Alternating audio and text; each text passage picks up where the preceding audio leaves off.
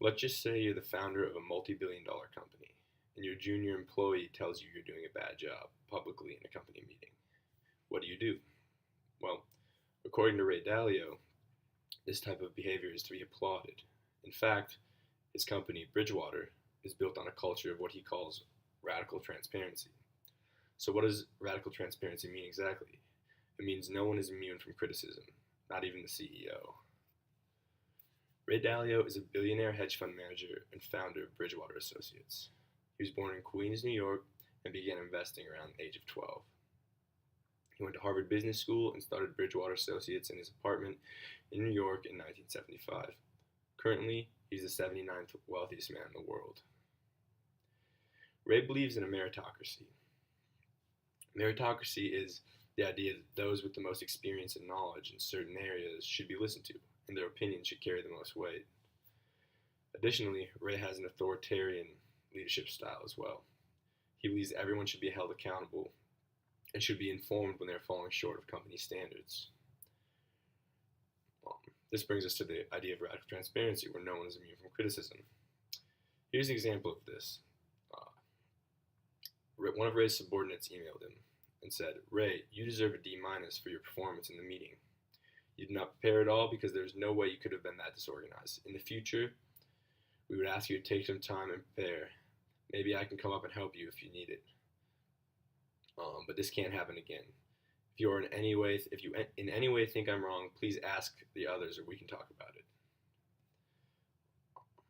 Now, not everyone likes this radically transparent company culture. For example, one employee describes the culture as a cauldron of intimidation.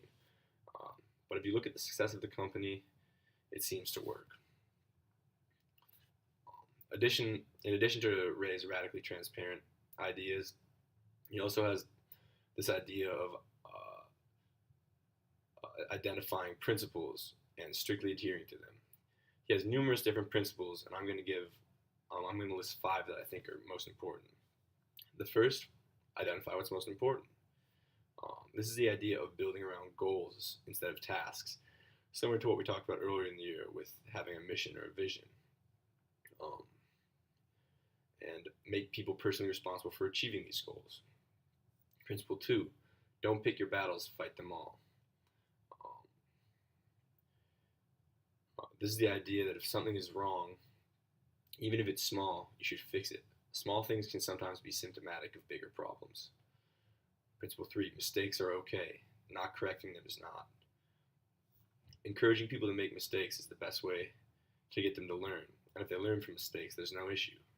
Principle 4, learn from the past. It's the idea of studying the past, studying the results of decisions that you make, and understanding what works and what doesn't. Also studying history. This can not only prevent you from repeating your own mistakes, but it can prevent you from repeating the mistakes of others as well. Principle 5, systematize your thinking using computers and data.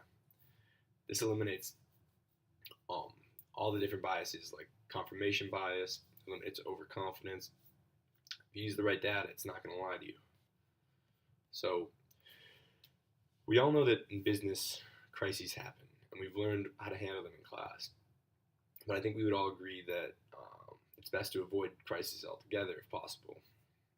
When the housing market crashed in 2008, many institutions lost money and multiple banks needed to be bailed out. However, Ray's fund, Bridgewater Associates, grew by 14%.